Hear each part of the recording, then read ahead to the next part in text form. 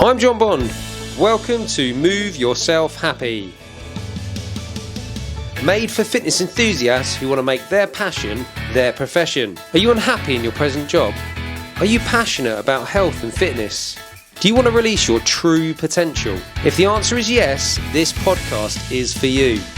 I will be teaching you the specific knowledge that every trainer and coach needs to be successful. So listen closely as I share my expertise with you. So just like me, you can love what you do.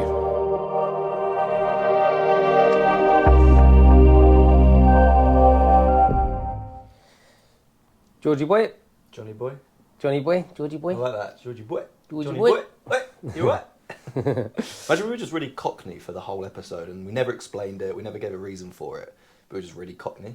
Have you ever noticed that sometimes I might speak where I'm using the Queen's English, but then other times I'm a bit like, yeah, mate, you know what I mean? Well, Yeah. I'm never quite as bad as that. Where does that come from?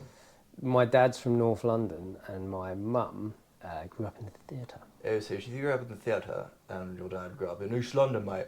North London. Oh, North London, of Yeah. course. Okay, that's interesting because both my parents grew up in the theatre heavily, but I wouldn't sound that posh. Not at all, mate. No. You'd have more clean shaven. I would face actually. for I a wouldn't. start. I wouldn't look like sort of like caveman. Wild Man of Borneo.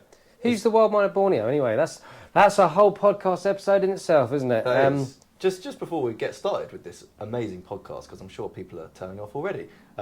Is the camera okay? Just because there's no video. Yeah, as long as that light's flashing red, Oh, it that means means it's we're recording. recording. Excellent. Okay. Amateurs. This is why I have to work with people. Right. What I thought would be cool, I'm going to put this on my. with other- your permission, of course.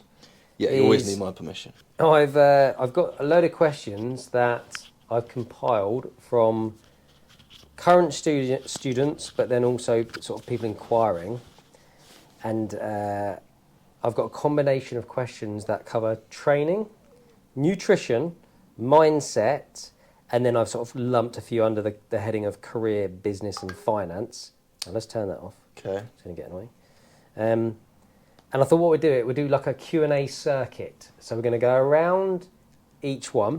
So we'll take a question from training, question on nutrition, question on mindset, question on career, business, finance. See how we do for time. And if we haven't talked for too long, maybe go around again. But let's just start there. Happy with that? Sounds good to me. Yeah. So I'll ask you the questions and you can defer back to myself if you want to. Yeah, I'd like to hear your opinion. So if you think there's something that you want me to add or you prefer me to answer, whatever, because I appreciate I'm proper throwing you in at the deep end here. It's all good. Answer this question. What is the capital of China? No, let's start with training. I just laugh that off and be like, "Oh, John, I have no You idea." silly sausage. Okay, so training. Let's start there. What is the best training method for fat loss? If you had £1 for every time you've been asked that question as a personal trainer, you'd have a lot of pounds, wouldn't you? I would have a lot of pounds, yeah. It's one of those questions that I feel like the public aren't satisfied with, hence it keeps coming up. You know what I mean? It's like you can be told time and time again that you need to just move more, but it's not enough. It's like, well, you know, they want more from that. But Yeah, there must be one particular method that if I do it, it's going to triple my fat loss progress yeah, instantly. exactly. And I think that is why there are so many different fat loss programs out there, because there are so many methods, but they all use the same principle, which is moving more often. And it just works. You know, if you work at a desk job and you go home and then you just sit on the sofa all day and don't move and eat takeaways and stuff, you will put on more fat. But then instead of going home straight after work, if you actually started going to the gym, you'd start losing a bit of weight. And that's because you're moving more. You're burning more calories, you're burning more fat stores, and it's literally that simple. So I wouldn't say there is a best way to do it other than do something that you enjoy that involves movement and do that more often. So if you like playing badminton, do that 2 or 3 times after work throughout the week. If you like going for hikes, do that more often than not. And when I say more often than not, I don't mean on a Sunday afternoon once a week. I mean do it 4 or 5 times a week. Slowly keep upping it time and time again. There's a lot of people who I used to train who claim that they didn't have a lot of time to move more, which I get. And I'm in a privileged position where I'm not running around with kids and family and all of that. So I have the time to, if I was putting on a lot of weight, I would move more. But I do appreciate some people can't always do that. So I always made the suggestion of buying one of those really cheap little bikes and just in the morning doing 10 minutes of fasted cardio. And when I say fasted cardio, it's nothing, you don't need to do it fasted. You don't need to at all.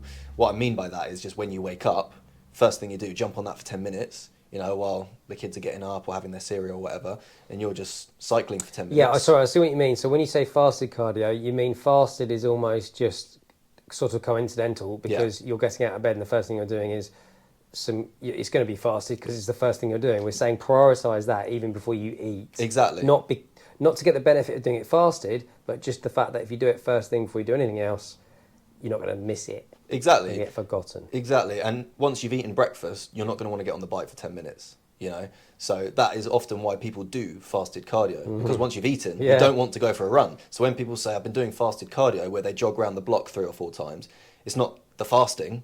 It's because you've got an empty stomach, an empty belly. So you will have more energy to do these things. Because the moment you start digesting, a lot of people forget to realise that digesting includes a lot of heavy blood flow to digest the food. So all the blood goes to digesting your food. When you start doing cardio or exercise, your blood is being distributed throughout the body to different muscles, and that's why a lot of people feel sick when they exercise, because the body is thinking, right, if we're going to have to pump blood to all these different muscles, we need to prioritize this over digesting food, so let's get rid of the food and then carry on pumping the blood to the muscles. That's why a lot of people are sick when they exercise, because the digestion doesn't become the priority.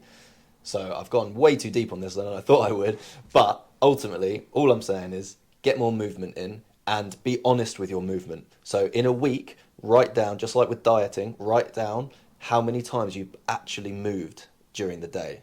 Not counting steps necessarily and stuff like that, but just what did I do today? Well, I went for a 10-minute walk. Well, I walked around the workplace. I went to the gym, and after my weight session, I did 15 minutes of cardio at the end, etc., etc., etc. And then you can see how much you're moving throughout the day, and you'll either come to the conclusion, I'm not moving enough, I'm moving at an average pace, or I'm doing enough. But then you've got to be consistent with it. And we live lives now where we're sitting down all the time, we're not moving, we're eating far too much food as well, and that's the other thing when we talk about fat loss. It's like, well, you can go on the treadmill, you can go for a run, go for a hike, all you want, but if you're eating a lot of food that's foreign to the body and it doesn't know how to digest it properly, it doesn't know how to use it properly, and it thinks, oh, okay, well, let's store this as fat and then we'll tap into that if we ever get to a point where we're starving. Then that's going to be an issue. So you need to look into what you're eating as well. So my answer was incredibly complex, as I knew it would be, but I'd like to turn this around in you, because I think you're going to be able to answer it in a way that resonates with people better than me, because the whole fat loss thing, my answers have always been quite broad rather than simplistic. So yeah, I'd love to know what you think. Well, I don't know if I'll be able to simplify it. I'll try. But so first of all, I completely agree with choose something you enjoy doing, because you're more likely to do it consistently, harder, longer. So then it becomes easier also to sustain it, doesn't it? So the adherence thing becomes, because if someone said to you, oh, actually, there's this study that's shown that Tabata training is the best thing you can possibly do for fat loss, you must do that. If you hate doing it, you're always going to find an excuse to not do it. So I completely agree with you on that one. I think don't overcomplicate it. Just find something you enjoy doing. You're more likely to do it regularly, consistently. You'll do it hard, and you'll build up a greater volume of it, which is going to have a greater impact on fat loss overall. You can get you can get into the weeds a bit with some exercises will have a greater impact on your metabolism. So you can argue the case for it, but I think regardless of that, and I will talk about that because I know people might find that interesting, but I think actually your answer is the better one, is forget all the science, forget what actually ramps up in metabolism, do what you're going to consistently do. And for those that are interested, if you do anything that's of a high intensity for as long as you can, yes, it's going to have a greater impact on your metabolism, so you are going to burn off more calories, and it makes sense, doesn't it? Us sitting like this is burning more calories than lying down. If we stood up and did the podcast, we'd be burning more calories than if we were sat down. Yeah. If we did the podcast walking, we'd burn more calories than we were. So the moment you raise the intensity of anything you're doing, you're burning more fuel to do that. If we do the podcast for 30 minutes versus 60 minutes, we're burning less because it's shorter. So intensity and volume, duration, does impact metabolism. Of course, that's kind of obvious. But there's also what we call the simplified term is afterburn. So how many calories you burn off afterwards, just restoring the body back to sort of equilibrium and repairing, etc. They call it epoch in the science world. But so certain things will have a greater epoch. So resistance training, interval training have a much bigger epoch. But again, if those methods are horrible and you don't like them and they're out your league, that sounds patronising, but if they're out of your capabilities, then they're terrible methods, aren't they? Yeah. So you do have to factor that in. So I think your first answer, just doing what you enjoy doing, is the best one. I'd also like to touch on the point that there are some training methods that people probably haven't tried that sound bad, but are actually quite fun, like interval training. If you go on the rowing machine and you do 30 seconds at a slow pace, and then 30 seconds as fast as you can, and you do 5 rounds, it's tough, but it's actually really fun. And you will burn fat doing that, 100%. And you can do it with running as well. You can walk for 30 and then run for 30 and do 5 rounds of that. Maybe you could do 10 rounds of that. There's loads of different things that you can do. And I think the last point I'd like to make as well is that it's kind of a shame, the whole fat loss thing, because ironically, obviously eating lots of food is going to make you put on weight. But there was a time where you had to work to get your food, and as a result, it stopped you being overweight. Just like in nature, you'll never find an overweight zebra or gorilla or any kind of animal, rhino, whatever. They're never going to be overweight. They're never going to be obese, morbidly obese, because they have to work for their food and water. Humans don't. We can sit here all day and we can order all that stuff online and it can be sent to us. Whereas if we had to work ploughing the fields all day, yes, it wouldn't be the nicest lifestyle ever, but it would stop you. It would physically stop you from being fat. It would be impossible to consume that amount of food and do that amount of work. It just wouldn't happen. Hence why now 1 in 3 people die from heart disease. That never used to be a statistical fact, but that's what's happening now. So the more movement we can get in throughout the day, the less likely you are going to be bigger. We speak about how people are always using elevators rather than the stairs, or driving somewhere when they could walk somewhere, or even, and I do this all the time. I park as close to the supermarket as possible because I'm inherently a little bit lazy. Whereas what I could do is park very far away and get in a few more steps. I think as well carrying the bags back to the car afterwards is tough. But essentially, that's all I'm saying, is that it's a shame that working for your food kept you in a healthy body fat percentage, whereas now food is actually what's making us have an unhealthy body fat percentage. Now, my last guest, Lewis Souza, don't think you've met him. Well, you might have met him at South Coast. He correctly said that you can't out-train a bad diet. So we're talking about best methods for fat loss. That being said, little caveat, you can't out-train a bad diet, which leads nicely on to my next question, which is under the category of nutrition. Is fat loss 80% nutrition? Oh, is fat loss 80% nutrition? I haven't actually heard that one before. Good question. Well, you can lose weight by just eating healthy. The problem is with that one is when you don't move, when you live a sedentary lifestyle, when you take certain medication potentially, when you eat certain foreign foods, it can affect your metabolism in a way where it doesn't work how it was supposed to work. It can directly affect your metabolism.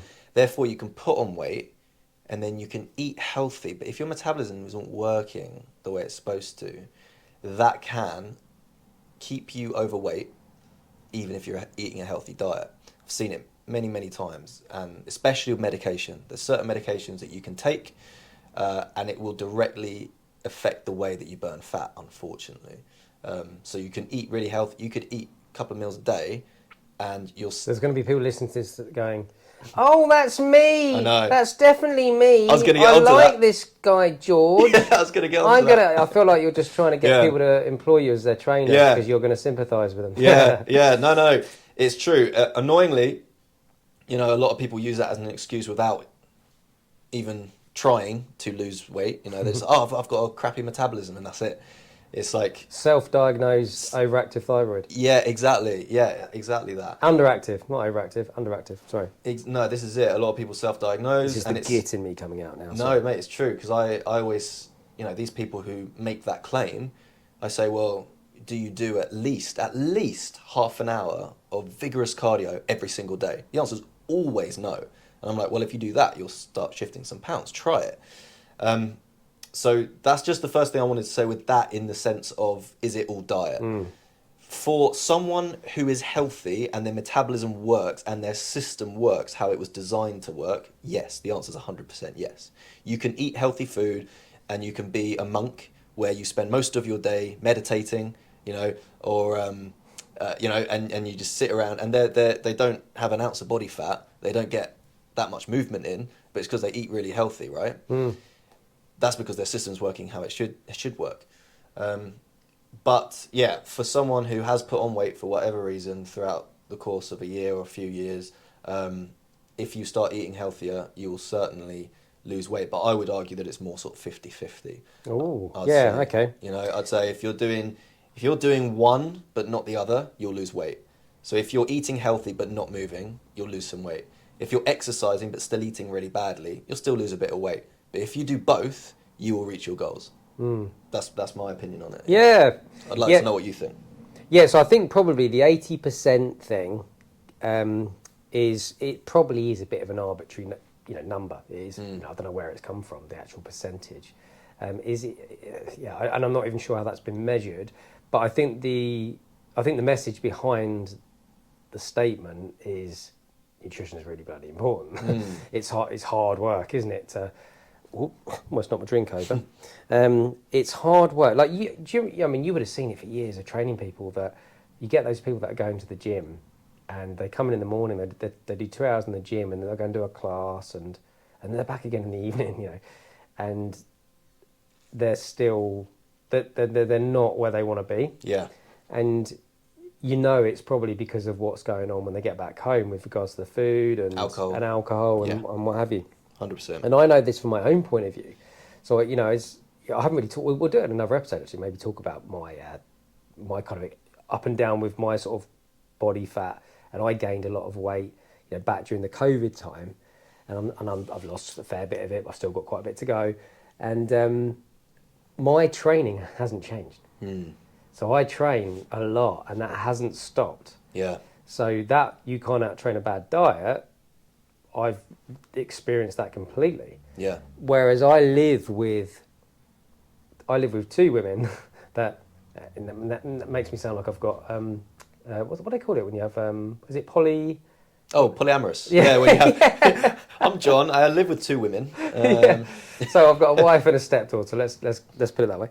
And they're both lean and very, very healthy body composition and don't do a lot of exercise. Yeah. So Samantha just works very, very hard and doesn't really have much time for it, and Lyra just doesn't particularly enjoy it. I don't think she hasn't found that kind of habit yet. And I do crazy amounts, and that's because you can't train a bad diet, because it does not compensate for the amount of calories I consume because I'm a bit greedy. So yeah. So that's the issue there for me. So is it 80%? Don't know. Hard to know. Do you know what? It might be that. Well, you say it's 50-50, it might be somewhere in the middle, or it might, and it's probably very personalised, isn't it? It depends on the individual. Yeah. What's your weakest link? Yeah, no, I don't think enough people realise what unhealthy eating actually looks like. I think that people are on either 2 sides. One, they're too extreme with it, and they think, oh, a cheeky little dessert now and again is really bad for you, and it's like, it's not, it's fine, you can do that. But then I also think there are people out there who will eat a whole pack of biscuits with their tea every day and think that that's normal, like, and that's a health, like, that's not the worst thing in the world to be doing. Well, people will say everything's all right in moderation, but what is moderation, and B, are you eating consciously enough to even know if you are moderating? Well, Probably yeah, not. no, Because exactly. most things like that we don't even think about. Watching TV, just Yeah, and I know someone who says that they have between 4 and 5 takeaways a week, and they're constantly talking about weight loss. You know, I really want to lose weight. I want to. It's like sometimes you just need to write down what you're eating, and then yeah, you it does actually work. That food point it journal. out. Yeah. Um, all I will say as my last point on is it 80% nutrition is the average person apparently consumes about 7,500 calories on Christmas Day. That's right. And if you translate that into what does that look like from an exercise point of view, you've got to run more than 2 marathons Yeah. to burn that off. Yeah, it's a lot. So when you think about, you can't out-train a bad diet, in theory, you could, but Jesus. Yeah, you have to do a Like lot. what? Yeah. If you're an individual that, and there will be people that are consuming Christmas Day type calories on a day-to-day basis, yeah, you could out-train that, but you're looking at doing a couple of marathons every day. Yes, exactly. And actually, something else I'd like to point on that is an alarming amount of animals in the zoo become overweight. Now, they're normally eating not that similar, but they'll still eat, like monkeys, for example. Like gorillas in zoos get diabetes all the time. In nature, from what they've studied, they don't get any diabetes. They're having to move, they're having to eat naturally. They don't eat as natural in the zoos.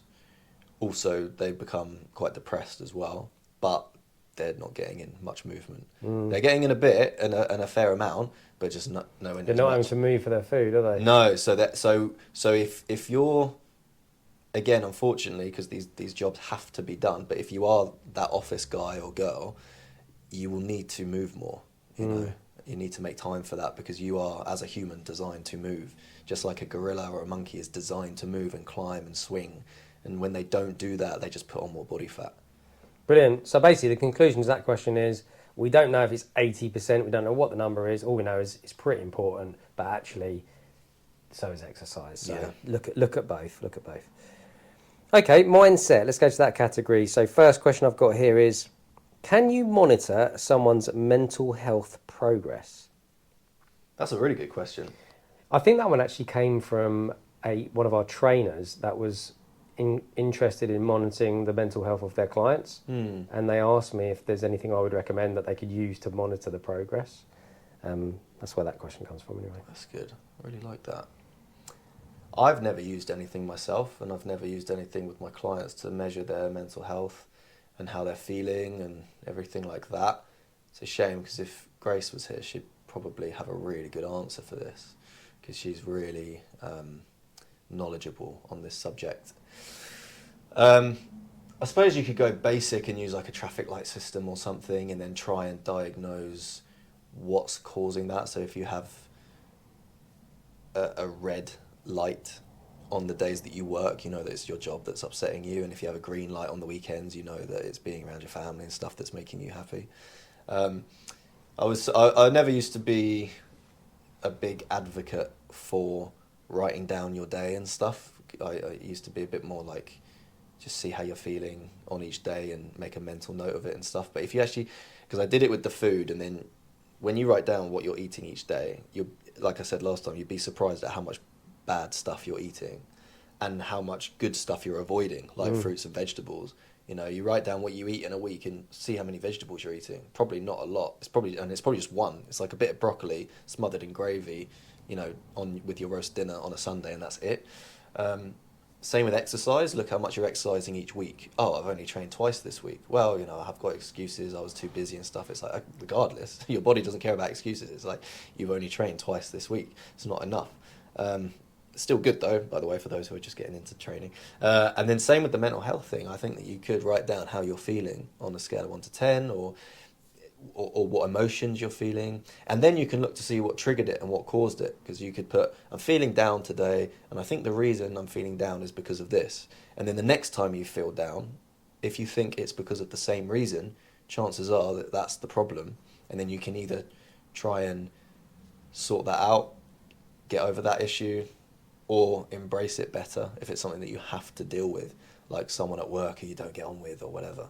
So I don't have a very good answer to that, so I would love to throw it back at yourself. No, I like that answer. I thought the RAG scoring, the red, amber, green thing's a really good idea. I think it works for most things.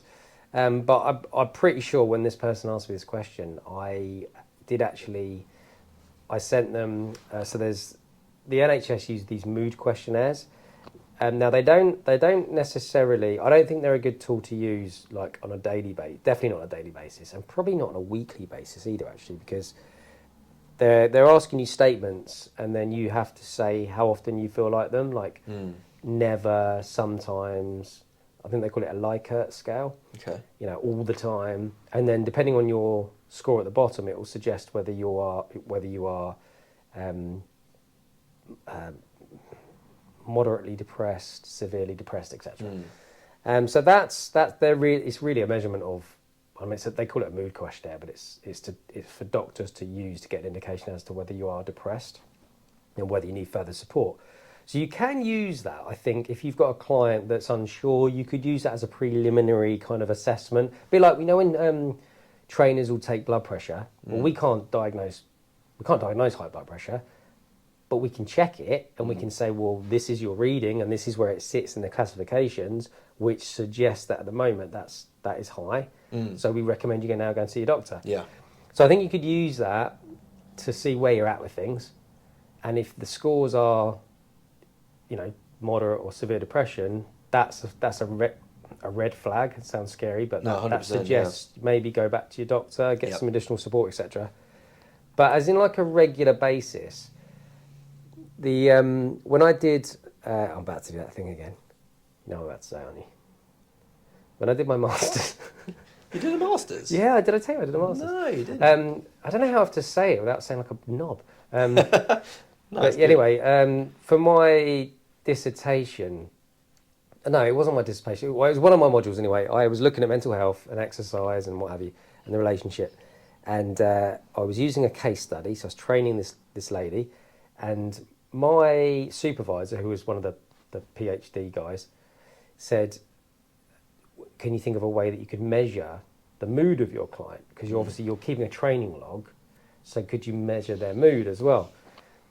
So I said, I don't know, could I do like a number system, like 1 to 5 or something? And they were like, yeah, try it, see if it works. So I used to love my old Excel spreadsheet. So I went away, and where I do the training program, I also had a little drop down where I would say, what are you? Which one are you? And they could choose 1, 2, 3, 4, 5.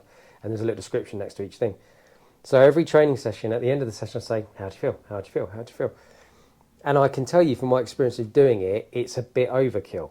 It's a bit annoying for the client. I could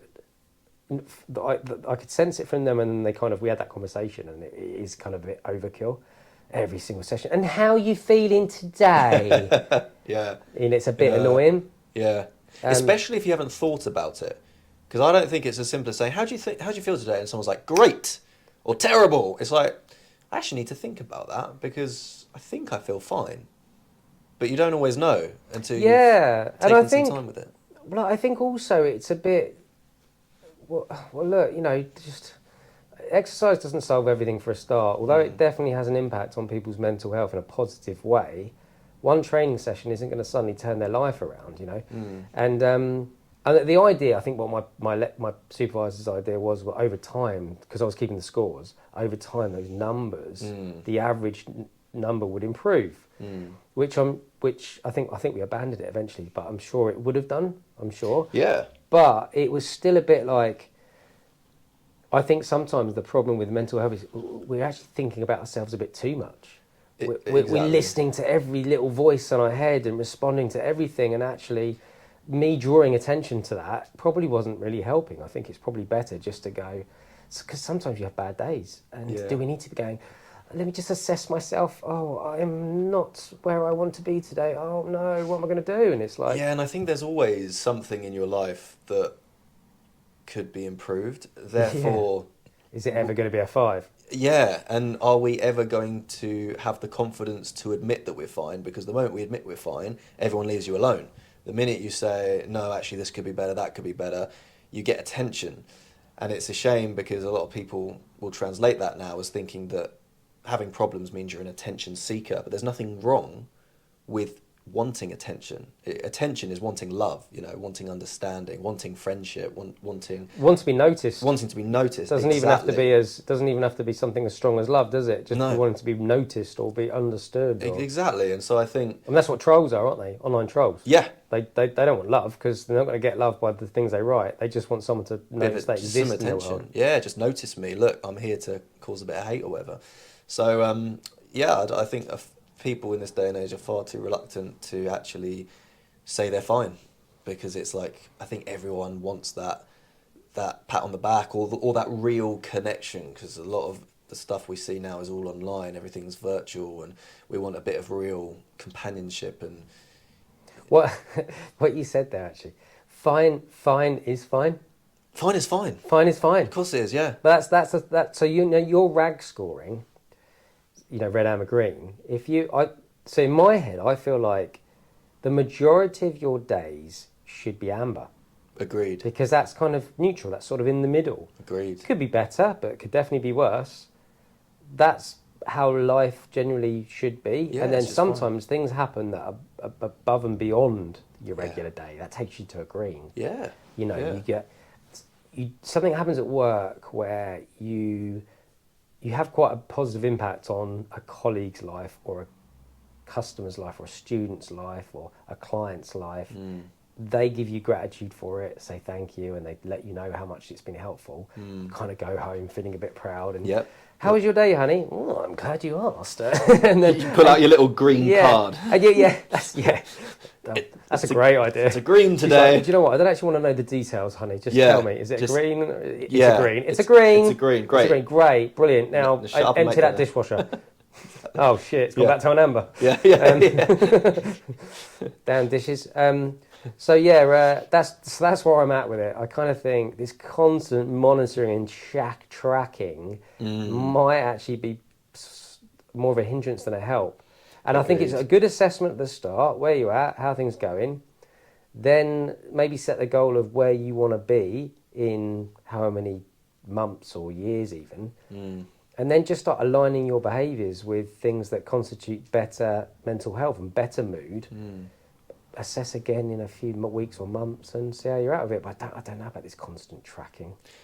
Constant tracking and constantly seeking to be better. Like, I don't know how. You might phone in sick, mightn't you? Because, you know, your trainer's gone, assess your mood every morning. And you're like, assessing my mood. Oh, I feel like a red today. Yeah. You're like, why? I don't know. I just feel like a red. It's like, because you've just woken up. Yeah, You're tired. You're on your phone till late last night.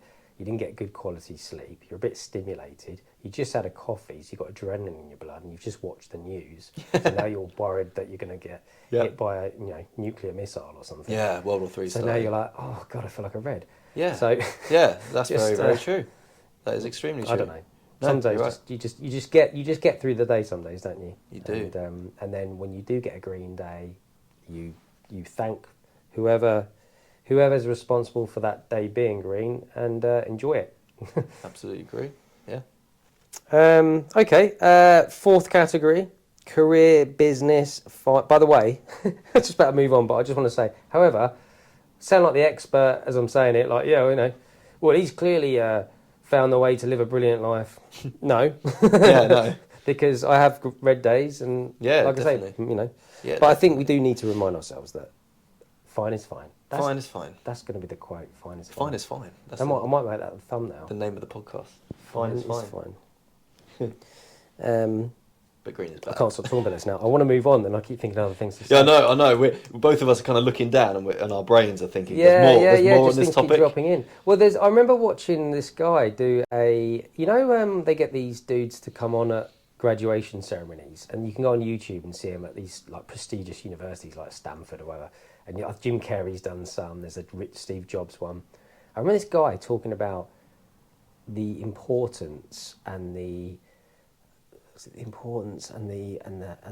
fact that it's absolutely fine to be mediocre. Yeah, And definitely.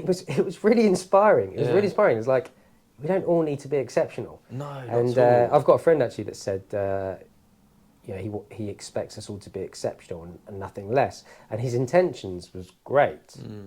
He had good intentions, but you can actually interpret that differently and feel almost stressed by that, can't you? Yeah. Oh my God, I've got to be exceptional. Yeah. Oh no. Yeah. Can I just be adequate? Yeah. Can I just be That me? seems more achievable and less stressful. Oh, mate, I think because everyone's unique. I think if everyone's goal was to just be authentically themselves, that would instantly overnight create a better world. Because we're all trying to pretend to be someone we're not, so that we can be more exceptional. But it all comes back to, like we were saying, we just want to be fine. We just want that hand on our shoulder to say it's all right, it's okay. Yeah. You can be yourself. And also, you can't be exceptional in every area of your life. So these people that you might be seeing on as YouTube stars or whoever written a really great book you've just listened to, audio book, you might think they're exceptional, but they're exceptional at that. And there's a good chance that to become exceptional, they've had to be quite inadequate in another department in their life to be exceptional in that department. So I think there's a lot to be said for mediocrity. Mediocre? Being mediocre. Yeah. Mediocrity. There's a word, isn't it? Mediocrity. Get the thesaurus. Okay, career, business, finance.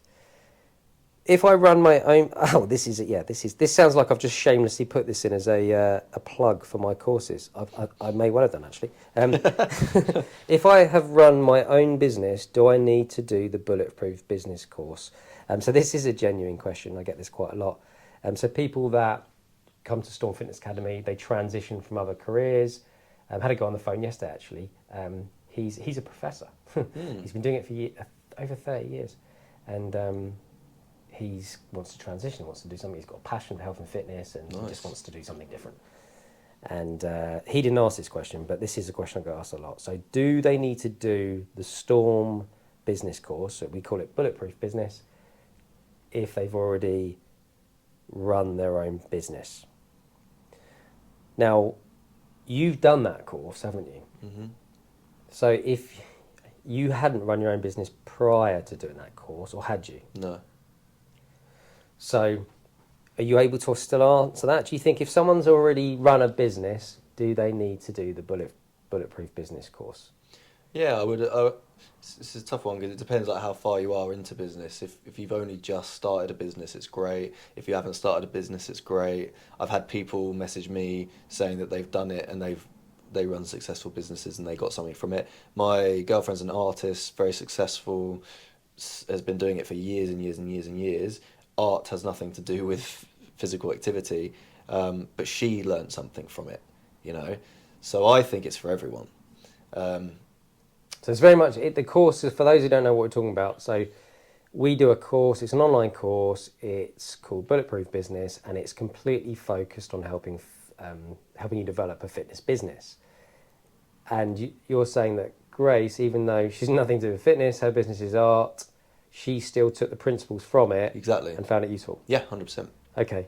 Well, that does answer the question then, doesn't it? Yeah, no, mate, honestly, keeping it short and sweet. Genuinely, I think everyone should look at it. Even if you're not...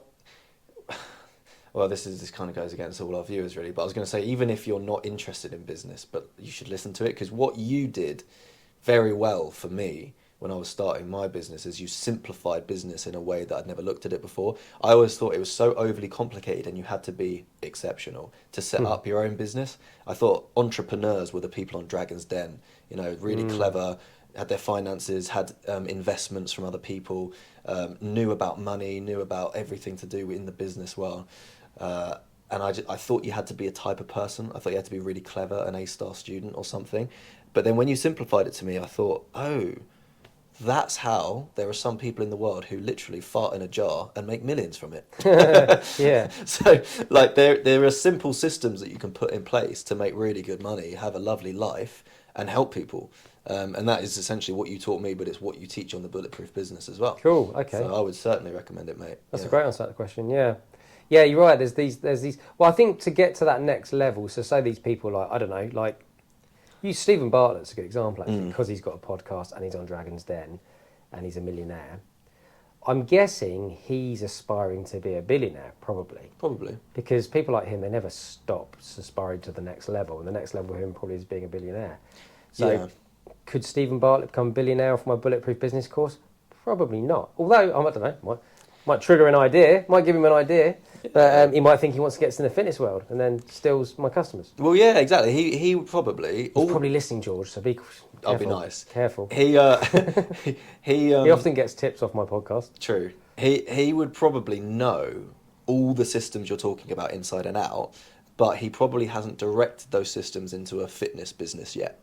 Because I think he owns a stake of Huel and some other sort of fitnessy health things. But he might get an idea thinking, oh, I could actually apply this to fitness and run an online fitness business or something. So yeah, it could help him. Yeah, my understanding of business myself, so what I do know and understand of it is it's like anything. It's like nutrition. It's like training. We're all on a spectrum, and I don't mean the spectrum, but I mean we can put everything on a spectrum. Yeah.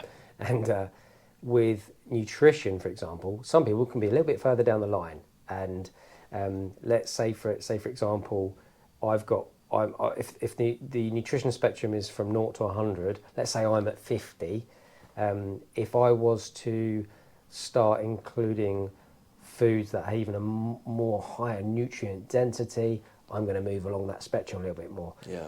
So I think all these business owners, you're on a spectrum of business, and for someone like Stephen Bartlett, like what puts him much higher on that spectrum is not only it's not actually what he has financially. It's not the money. That's the consequence.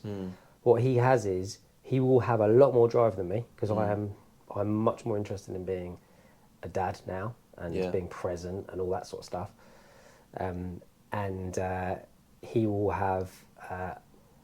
He will have a much more. He'll be less risk averse than me. He'll be a bigger action taker, because he'll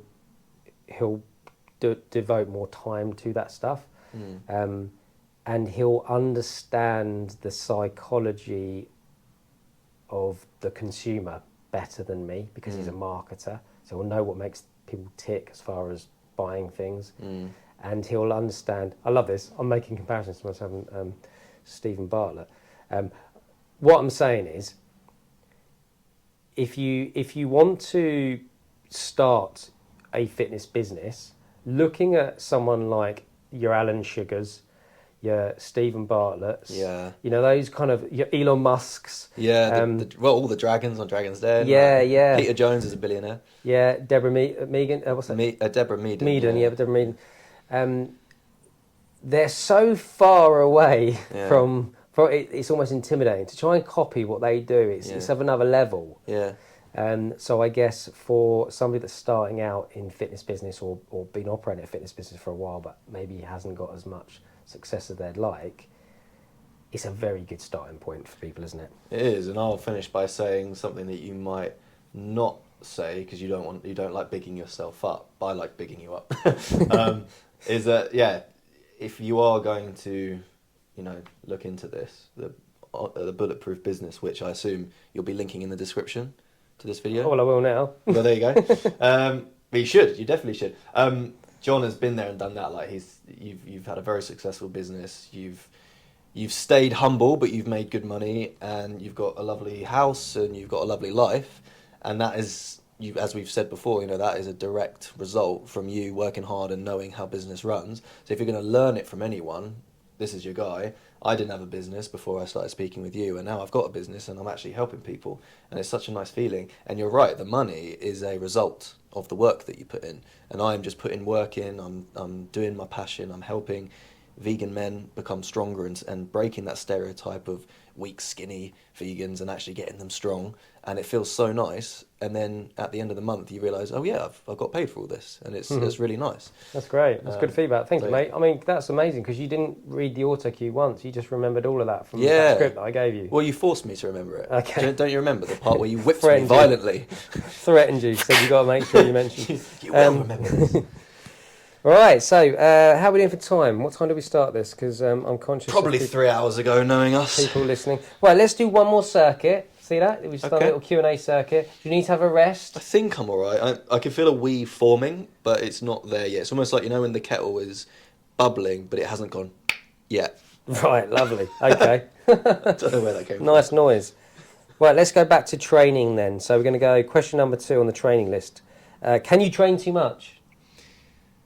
Yeah, I think you can do anything too much, really, can't you? Well, certainly, because if you know, when you go to the gym for an hour and then you're like shaking afterwards, you're like, oh, that was an intense session. Imagine doing that again, and then you're shaky, you're really depleted, and you do it again, and you do it again, and again, and again. Of course, you're going to burn out. You know, it's like people can only run for so long before they physically collapse. So yeah, you can certainly exercise too much. Can you do a 45-minute gym session too much if you're only doing it once a day during the week? No, like, you can do that every day. You can do a 45-minute gym session every day. You can do like a half-hour walk every day. I don't think there's anything wrong with that. I don't think the body's very good at pushing itself to its limits where you're going to cause damage if you keep doing that. And what I mean by that is, I don't think you could do a really intense, brutal weight session on Monday and then match the same output on Tuesday. The body doesn't really allow you to do that. So it can be quite hard to overtrain. But if you're getting a bit obsessed with it and you're doing like, you know, weights in the morning and then a little bit in the midday, and then just before you go to bed, you're doing a feeder workout, which is where you like just get really pumped before you go to bed. Apparently it builds muscle. You might be doing a bit too much, and and as a result, you might just feel a bit more tired throughout the day, where your body doesn't have enough nutrition to kind of keep up with the demand that you're putting onto your body. But no, the whole overtraining thing, I don't think that you can train too much, so long as you're not going to an extreme where you do end up becoming too obsessed with what you're doing. So like anorexia and bigorexia are two real things. Like, we see it all the time. Bigorexia is where you just don't think you're big enough and you just want to put on more muscle, and you start taking steroids, you start eating 10, 12 meals a day. It's not healthy. And if you're doing that, I think you're overtraining. You're taking it to the extreme. Anorexia, you're overtraining, you're doing too much cardio, you're not eating enough, and then it can get to these extreme levels. But if you keep it in the middle and you're just doing your 45-minute workout Monday all the way through to Sunday, no problem with that. If you're doing weights on Monday, cardio on Tuesday, a walk on Wednesday, back to weights on Thursday, some yoga on Friday, bit of meditation and another walk on Saturday, and then a rest day on Sunday, like, that's great. That's amazing. That's what great, I think. Yeah. That's great. What about you? Do you think you can overtrain, or is it too hard to overtrain? Yeah, well, annoyingly, it really just depends on the individual. There's definitely a lot of individualization that comes into answering that question, because if you look at an athlete, or any athlete that gets paid to play their sport, they will be doing probably at least 20 hours of training a week. Yeah. Which the average person is, what? Yeah.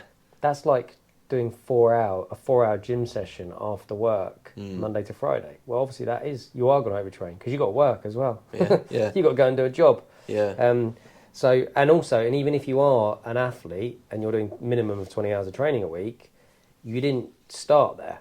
You didn't go, I'm going to be an athlete. You don't do any training, John, at all. But starting tomorrow, I'm going to be an athlete and I'm going to train 20 hours a week. You know, no one starts like that. You progress up to that. Yeah. So I think it's more important about how you got. So what was the question? Can you train too much?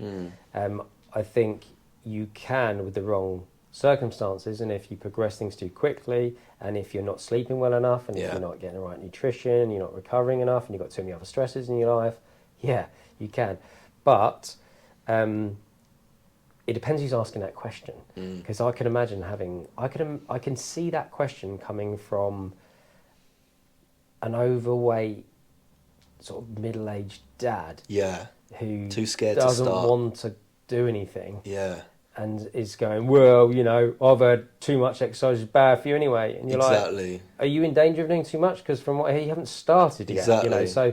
That's such a cynical thing to say. No, it's very true, because a lot of the time you do get those questions from those sorts of people.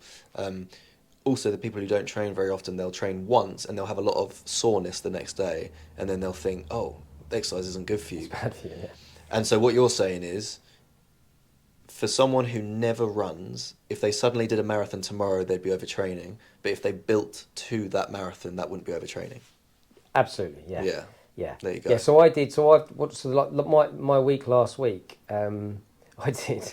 So this would be overtraining for somebody that doesn't exercise regularly, for sure. So I averaged last week over 20,000 steps a day because I Wow. had some really big days in there where I did some crazy steps. Nice. So it was average 20,000 steps a day. On Sunday I did a half marathon over the Downs. And actually I'm saying this, but all of this probably was a bit too much for me that week. Yeah. But I also got my weights in. So I did a hell of a lot of exercise and training. Another example how you can't out-train a bad diet, because that was crazy. And that wasn't because I'm addicted or anything like that. The walking I do because I walk to get from A to B. So my steps are just high as a matter of that's what I do. I'm not forcing myself to do it. That's what I do. I'll always get my sort of minimum of 3 weight sessions a week because I like doing that, and I know it's good for my health. My future self will thank me for it. And I just so happened to have booked in for a half marathon with a mate weeks ago. So that was due to do on the Sunday. Yeah. So it was a lot. I'm absolutely fine. Well, actually, that's not completely true. Got a bit of a sore left foot, but overtraining. Yeah, but it's fine. It's fine. It hurt a bit on Monday. Yeah. It hurt less on Tuesday. It doesn't hurt now as I'm sat here. Yeah. So I'm fine. Yeah. Exactly. And feeling a bit sore the next day is very normal, and it's not a sign of overtraining necessarily. It just means that you've worked hard, and as a result, your body's feeling the consequence of that. But then what it does so beautifully is it restores itself, and you become a stronger, fitter, healthier version than you were the day before. Yeah, and there's nothing wrong with the odd little, like that sore foot. I mean, the terrain on Sunday, it was called the Stenning Stinger, and it was hideous. It's like it was mud, it was slippery, you're just constantly slipping and tripping and falling. So I probably did do something to my foot from the conditions, and that's fine. Yeah. The body is built to every now and then have a little niggle or a little knock 100%. and repair from it. So yeah, definitely. all good. Okay, let's go to nutrition category. I like this one. Do we need to eat organic? Good question. A lot of the studies say no. I don't eat much organic food. I try to, but I don't. Do I think it's better for you? Yes, 100%. I think if you went through life eating only organic food versus eating non-organic food, I think you're going to get more benefits from eating organic. Because, by the way, organic means that they use less preservatives and chemicals on the foods than the ones that are non-organic. Like the pesticides and the... Pesticides, herbicides, fungicides, That's it, yeah. all of those, yeah. So essentially, when you're growing crops, they grow them faster and they make them bigger by spraying them with these chemicals so that they become nicer to look at. So when you buy tomatoes from the supermarket, they're all perfect, they're all shiny, they're all red, and they're a certain size as well. And they do it with vegetables, they do it with all of the foods that you see. And it tastes different as well. I only ate organic broccoli for a period of time, and then I ate a non-organic broccoli, and I genuinely couldn't eat it. It just it tasted so funny. I don't know what it was. It was really weird. So I am an advocate for organic. Whenever I can get organic, I get it. You were drinking some beetroot juice just then. It was organic. It came in a glass bottle, not plastic. It was cold pressed. I think there's way more nutrition in that than non-organic beetroot juice that's in plastic and that was heated before it was put into that bowl. But I don't think people need to stress about it as much as some people do, because a lot of the people that I know who eat strictly organic foods look very unhealthy. It's not the organic foods, it's the obsession with being healthy that's made them unhealthy. They're often quite underweight. They're often, their skin doesn't look healthy, their eyes don't look healthy, and they're so terrified of non-organic or foods that have essentially been made by man, right? That's not a healthy mindset to be in at all. So while you can taste the difference, try to buy organic as often as possible. And by the way, farmers markets are a great place to get organic produce because it's usually made on a local farm where they're not using these herbicides and pesticides, fungicides and things like this. Because unfortunately, when you eat non-organic, you are consuming some of that. The body's really good at fighting it. But if you're doing that every single day, often it can cause some illnesses that have been shown. I would say don't worry about it too much, because I try and do a nice balance. Like if I have a sweet potato dish, I'll have non-organic sweet potatoes that I buy from Tesco. I'll buy tofu, which is organic. It's the organic tofu that you buy from Tesco, and it's really nice. It just says organic on it. Great, it's fairly cheap. And then I'll have some sauerkraut, which is fermented cabbage, and that as well says organic. And you'll see organic is really coming in now because it is better, it is healthy. And so the potatoes were more processed, probably got some chemicals on them, things that, you know, I shouldn't really be putting in my body that often, but it's what I go for. And then there's tofu and some sauerkraut, and it's like, well, most of my meal was organic. But then I'll have, you know, a protein shake with some non-organic oatmeal and some non-organic peanut butter and blend that and drink it. I'll put on some muscle from it and I'll be fine. And they've done lots of studies on people who live lives, those who eat organic and those who don't, and they live the same life, you know. Whether or not one is more likely to have certain diseases than the other, I don't know that. I'm not going to say one or the other. But yeah, a lot of the science doesn't suggest that eating non-organic is going to decrease your lifespan. But yeah, I'd like to know what you think. I think you're right. I think the studies don't show that it's not as powerful as the branding. Yeah. So the branding, like if you see organic on something, like even to myself and to you that's got an education behind this, it still does something when you see that branding. Like, of course it does, organic. Organic. Oh, it must be from Holland and Barrett. I feel more at one with nature just reading the label, you know. 100%. And you know, even the way they package it, or just look, I don't know. It's a bit fancier. You just sort of feel, but my understanding is it really does depend on the actual food as well, because certain foods will be covered in more pesticides than other foods. Yeah, it depends on where they're grown, where they come from, and the other thing is you think about, like, if you were going to eat, so like organic bananas, you might argue is a bit unnecessary because you peel the skin off a banana. So if a banana's sprayed to stop certain animals or insects from eating it, then is that penetrating the thick skin of a banana? Probably not.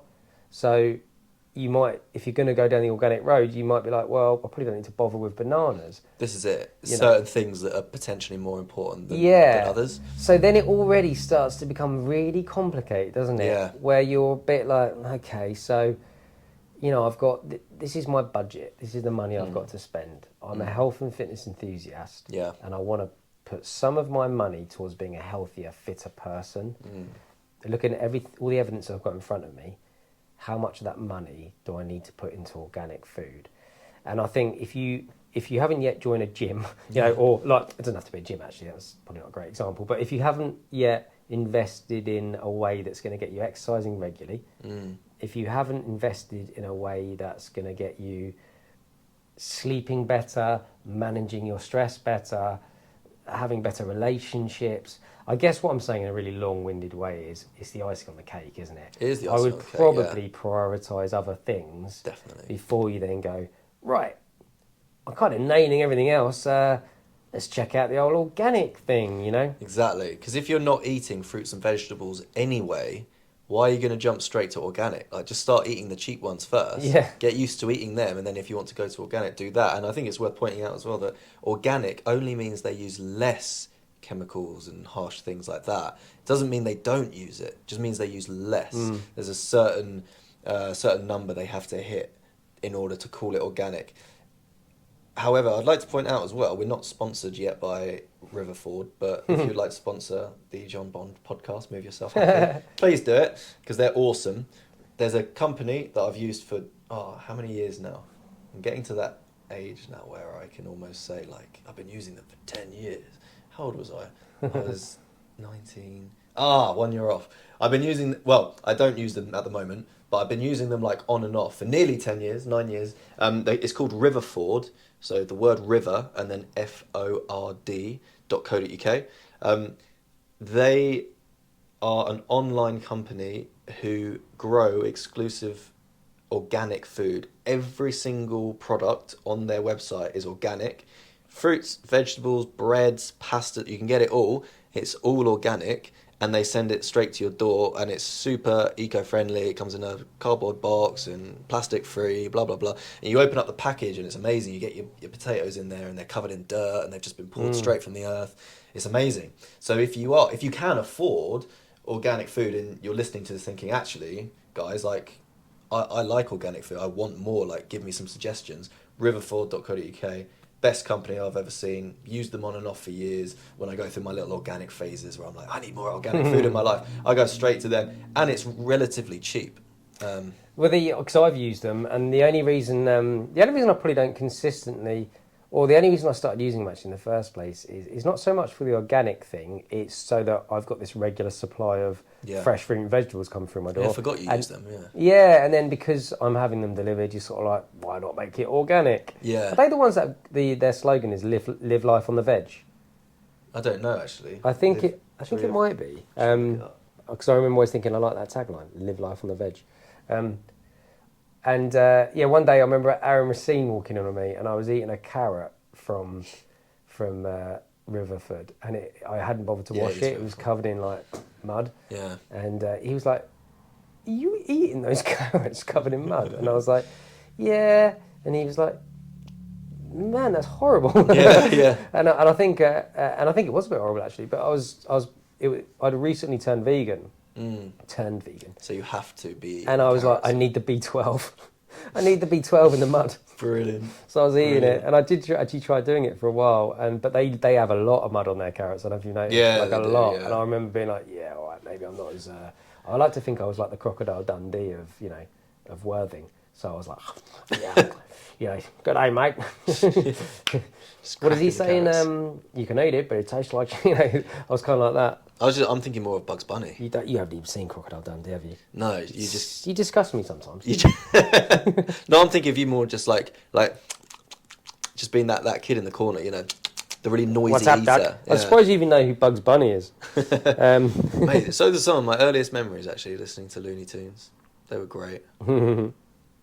Right, let's move on then. So we're basically saying don't prioritise organic, but if you've got the money and if you've got the if you just want to make health a hobby and you're nailing everything else, then why not give it a go? That's it. Right, second question on the mindset category, under the mindset category. What do you do to stay positive? If you do anything. Yeah, I don't do anything. I don't physically wake up and go, I'm going to do this to stay positive at all. I'm very lucky. You don't stand in the mirror and go, George, you are a beautiful man. You are number one. You are strong. You are positive. You are the best. No, I don't do that. I know some people who do that. They stand in front of the mirror and they just shout positive things at themselves. Affirmations. Yeah, I've never done that. And you might disagree with this, but I think if you get to the point where you have to do that, I think maybe there's a bit of a problem. And I don't mean that in a nasty way. I'm being serious. I know what you mean. I do kind of agree, but then there are people that I do know that do it, and I don't want to be disrespectful to them. Oh, fair enough. And that is something I'm trying to get better with as I get older. Actually, is always remember that everyone's different. Yeah. And just because it seems a bit crazy to you doesn't mean it's not. When I say problem, though, I don't mean like. No, I know what you mean. You don't have to explain. I know what you mean. Yeah, so... It's a bit like... Okay, give an example. It's a bit like taking an ice bath. Yeah. It's because... no, this sounds a bit... Makes me sound like a bit of a git. Doesn't matter. I was going to say, having an ice bath because you're depressed, I sort of feel like you should figure out the ice bath's more of a Band-Aid. Yeah, no, figure out the other stuff first. And then just enjoy the added benefit of an ice bath. Actually, so ice bath, I'll put up there with... Probably organic. Yeah, otherwise we'd all be depressed if we didn't have ice baths. Do you know what I mean? If it was the cure, then we'd all be depressed. And it would be the cure. If going organic was really, really important, we'd all be dying. Yeah. Because we're not eating organic. So anyway, ice baths and organic and positive affirmations in the mirror, we put up there in the same category. With the icing on the cake, maybe. But one thing I have to do is be out in nature. If I had like a month where I just didn't go for a walk or I wasn't embedded in nature, like really thick woodland, I think that I would potentially be a bit less positive. So I have to go back to nature. I have to get out in the woods and I have to be around animals and stuff. So that's a really good example. Yeah, and being around people, I have to have conversation. I have to be around. We've spoken about this before. Like if you work alone from home, you get a bit upset, you're not as positive, you haven't got people around you. So doing what we're doing now, that keeps me positive. Seeing my family often makes me positive. I've said animals. Eating healthy makes me positive. If I eat really badly, I feel terrible the next day and I'm not as positive, a bit moody. If I have a few drinks, I don't feel good the next day, I feel moody. So just keeping healthy, I think, keeps me positive. But because it's my lifestyle and it comes naturally to me as breathing does, I feel like I'm always actually quite a positive person. I've certainly been blessed with a mindset that is always, no matter how bad things get, is always half full rather than half empty, in terms of the glass being half full, not half empty. I've said it to you before, even if I get a ticket, I park somewhere and I get a ticket, I look at it, if it says it's a £30 ticket, I don't think, oh my God, £30, that's too much. I think, oh, it's only £30. Thank God it's not 50, thank God it's not 60 or 100, it's only £30. And I've had it before where, what did I do? Is that because you're rich? Definitely not. But I've had it before with what did I get? I'm telling you all my faults now. I was in a different county and I got flashed. I was speeding by accident, and I had to take, and it was either points on your license or drive back to that county to take a course, and I think it was like £90 or something for the course as well. And straight away, and I'm not claiming to be holier than thou, by the way, when I say this. I'm just saying, like, I'm very blessed with how I think. You're a right scallywag. I'm really glad that I am a positive person because, and by the way, there'd be nothing wrong with being like, oh my God, this is so ridiculous and so annoying. And I did think that a bit, but I was more like, oh, that's all right then. All I've got to do is drive back, do this course, and then that's it. I don't get points on my license. I was very like, what a relief, rather than, oh, I've got to do this now. I understand why people would be like that, and I am like that with certain things, but I've been quite blessed with the fact that I'm quite positive. Right, that's really helpful advice, George, because that means if anyone listening, if they're not like that, then all they need to do is wait until they one day die and hope they get reincarnated in a body, somebody a bit more positive. So some really useful take-homes there, George. Yeah, thanks, mate. And then what did you suggest? An ice bath? No, I didn't suggest an ice bath. And chat to themselves in front of the mirror. Great. What about if they... It's like opposite extremes. It is. No, what do you do to stay... Do you know what? I can't even remember whether this question was somebody saying, what do you, John, do to stay positive? Or whether it was, what do you, generally... Oh, yeah. Well, actually, no. One thing that I did say that you didn't mention... definitely get out in nature more. See how often you're getting out in nature, because it does. I think it generally does. Yeah, without going into the science, the air is cleaner. There's more sunlight on your body going into your eyes. The animals, the noises. It does make you feel good afterwards. Yeah, and although I do think generally, from an evolution point of view or whatever, I think the human being's default is to be slightly negative because that's how we've managed to progress as a civilization so well. That's such a good point. So quickly. That's a very good point. Because we see the imperfections and then we go, right, what are we going to do? Let's go fix them, That's very true. So we are very much like that. And also it's kept us alive. Because those people, once upon a time, who were like, yeah, it's going to be fine. They got eaten. Yeah. They got killed. Yeah. Whereas the ones that are a bit more like, shit, danger, yeah. What are we going to do? What should we do? We should probably build a shelter. We should make a fire. We should do all that stuff.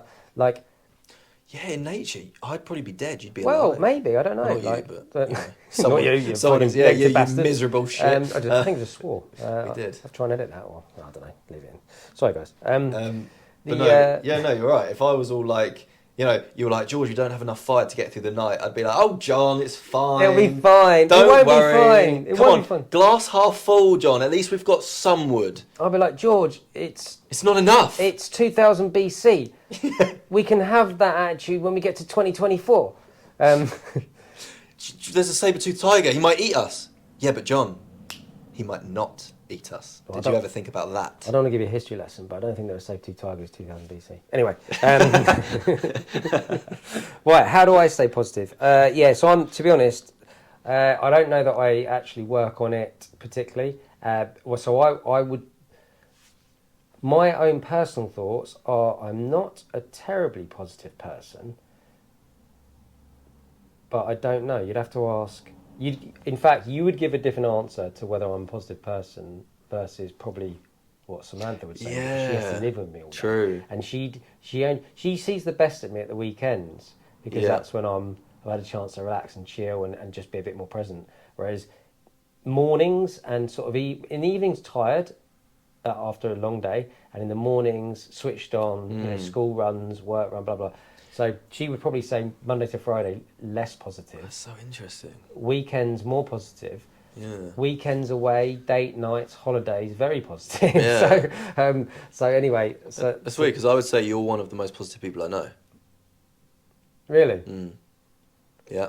Interesting. I can't remember the last time I came round and was just like, "How are you, mate?" And you were like, "Honestly, George, like, I just feel awful. Like, everything's going wrong." No, I don't do that. No, I've just never ever heard you say that. No, I don't do that. And, but I nothing like to wrong have a with that, moan.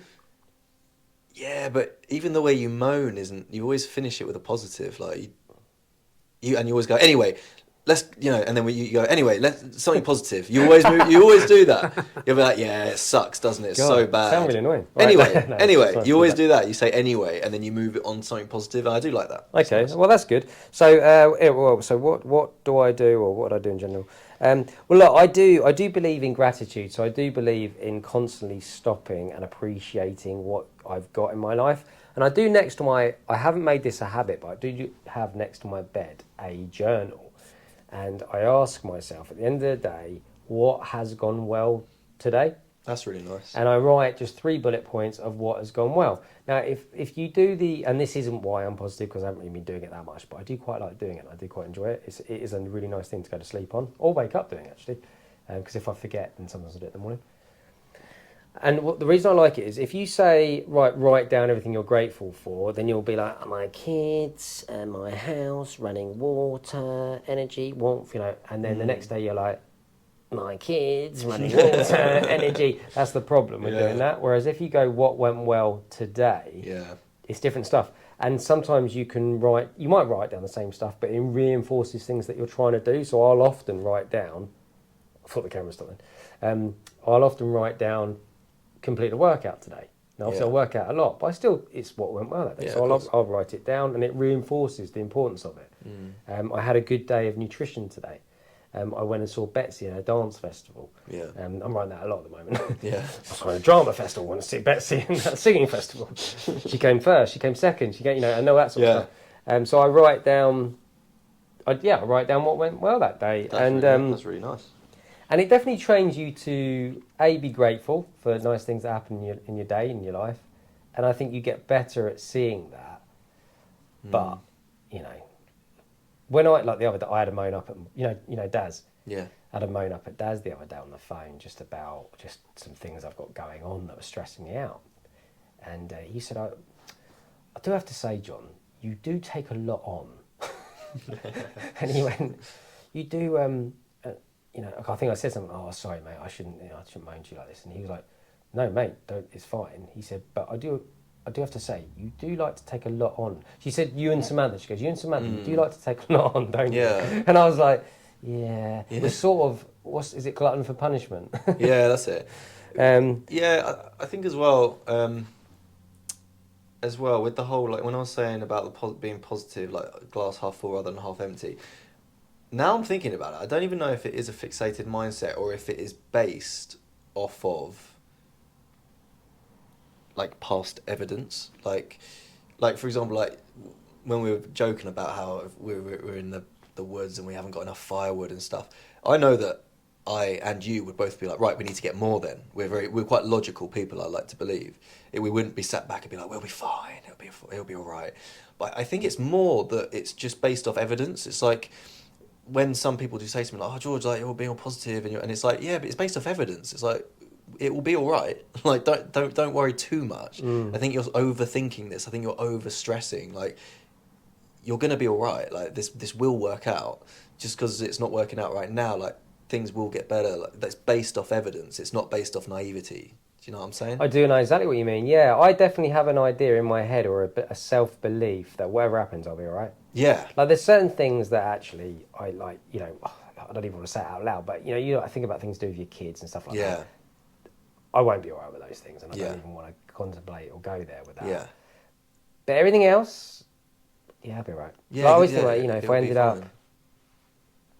you know, completely broke skin or Yeah. an injury or whatever, I don't know. Like, it'll all be tough and it'll be convenient, but I'll be all right. Yeah. And I think that's a helpful mindset. Yeah, Definitely. definitely. I don't know, and I don't know where that comes from. Actually, I think it's competitiveness, it's stubbornness, it's dare I say it, masculinity. It's an aspect of what I grew up believing masculinity is, but actually, it can be feminine too.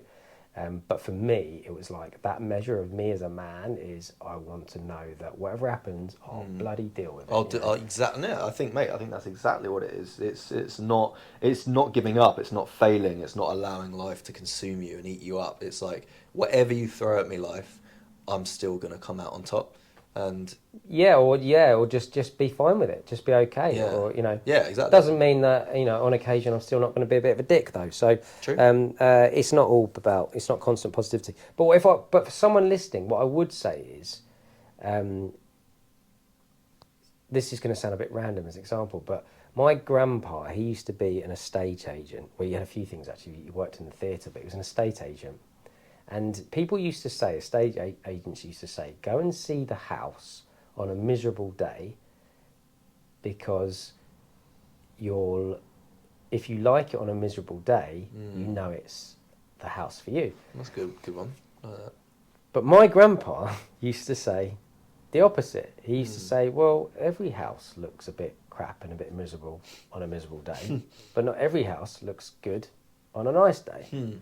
So go and see the house on a nice day, and if it doesn't look nice on a nice day, it's not a nice house, is it? Right. So it's a different way of looking at it. Oh yeah, that is true. It's like, yeah. Yeah, and I don't, and people will say, the measure of a person is how well they deal with the dark times of their life, and I'm a bit more with my grandpa's side. Actually, most people are a bit crap when they Yeah. go through tough times, and most people aren't their best. Well, no one's their best Yeah. self during a crap time. Yeah. So give yourself and give other people that are going through a bit of a tough time and have got some shitty circumstances, just give them a bit more leeway and a bit more grace.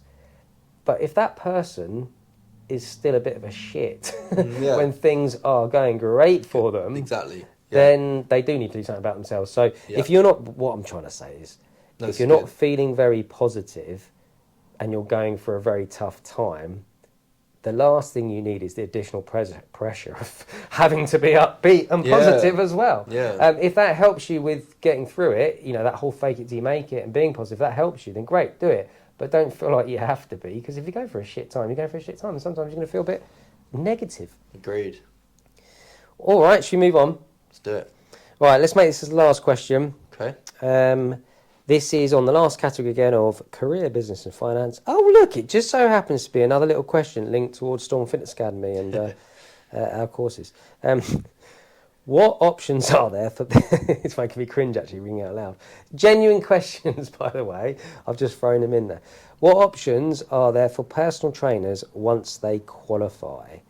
So do you know what? This is a good one for you to answer, because when you first qualified as a personal trainer... What options were there for you? Yeah, that's really true, actually. Yeah, because I qualified as a PT at college.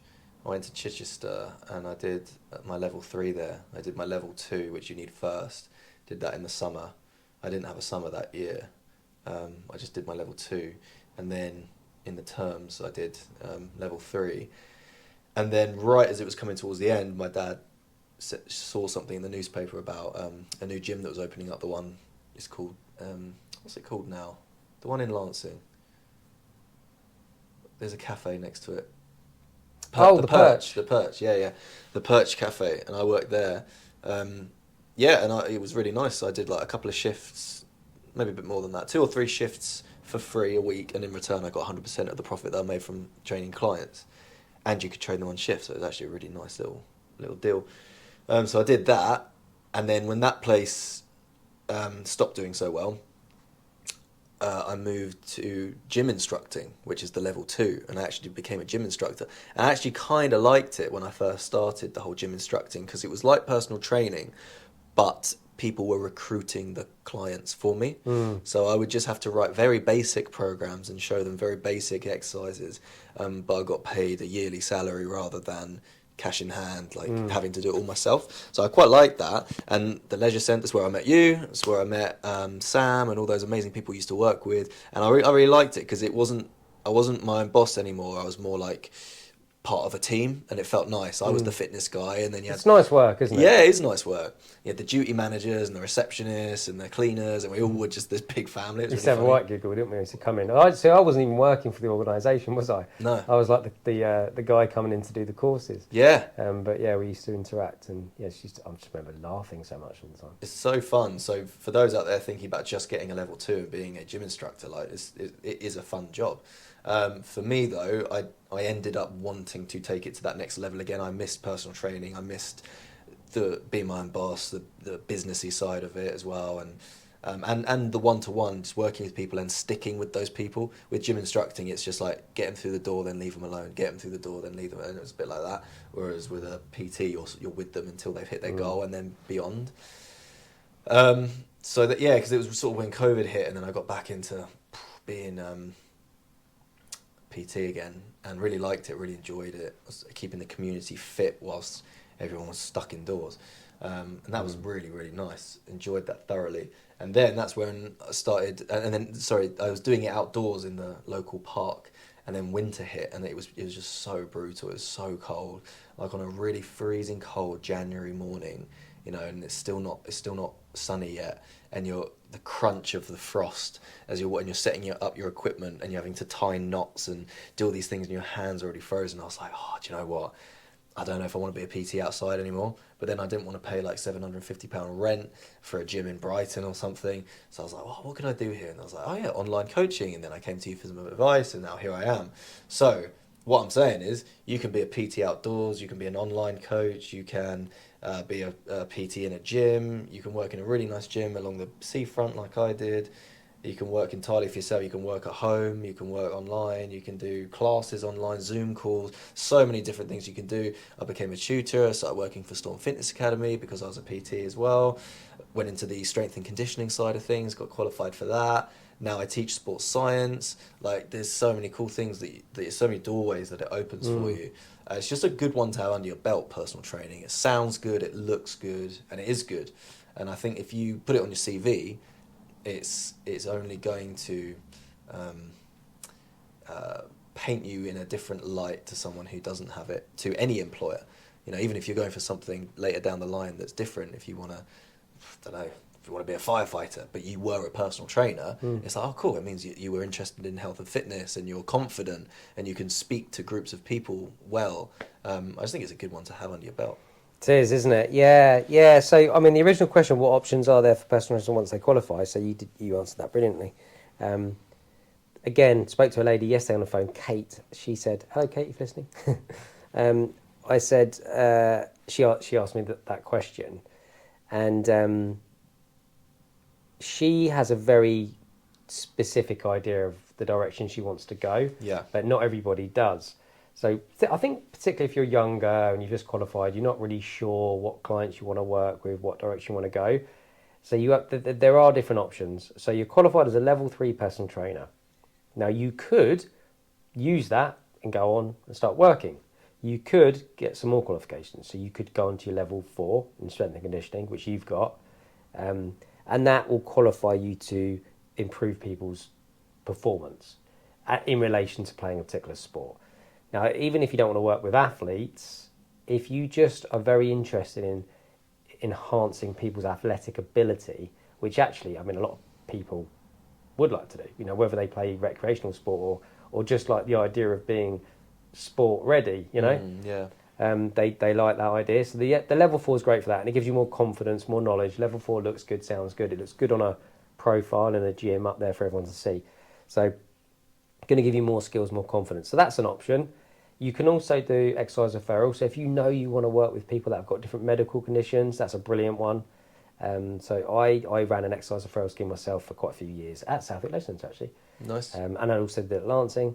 And I really enjoyed that. Rewarding for different reasons, because it's making people feel safer. And they're reducing medications they would have had to have taken. And it's really improving their quality of life. So that's very different. And I really enjoyed that. And that's something I would encourage people to do. If you've got an interest in that, definitely then maybe do your level 3 exercise referral.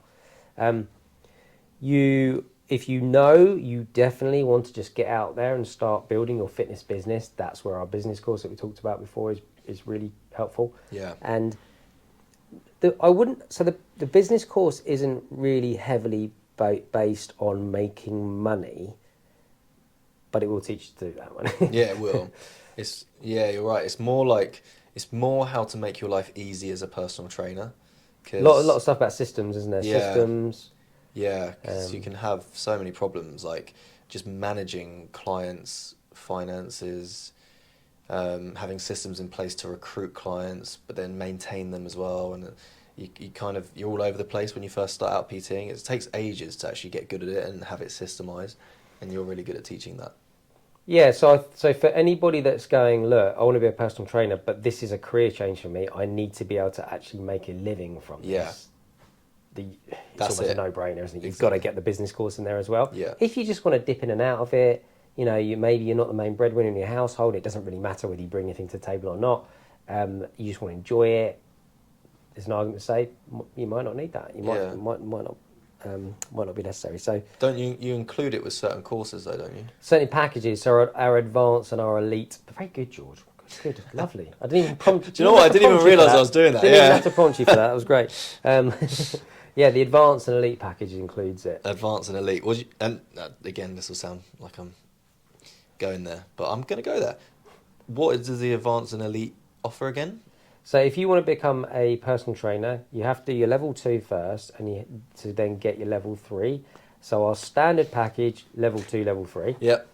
Advanced, level 2, level 3, bulletproof business. Oh, okay, yeah. Elite, level 2, level 3, bulletproof business. Wait for it. Oh, a drum roll and did that. That's not how you play drums, is it? I was smacking my... level 4 strength and conditioning. Well, there you go. There you go. So that's the whole shebang. It depends on the sort of person you are, what direction you go. I'm one of those people, if I'm going to do something, I'll do it properly, I'm going to proper good go at it. Mm-hmm. I'm an elite all day long. That's me. Cool. Most people actually tend to go in the middle. Most people go advanced because they don't want to buy the cheapest, they don't want to buy the most expensive, so they go down the middle.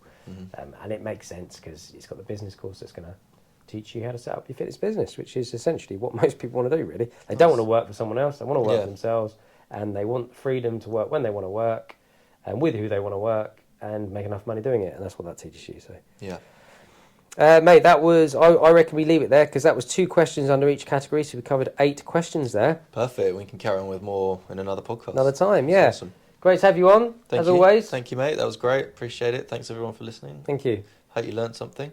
Good. And we'll go again soon. Yeah. Cheers. Bye. Bye-bye. Now, if you enjoyed today's episode, something you can do for me is subscribe to my show. And if you know anyone else that might be interested in this content, then please share it with them too.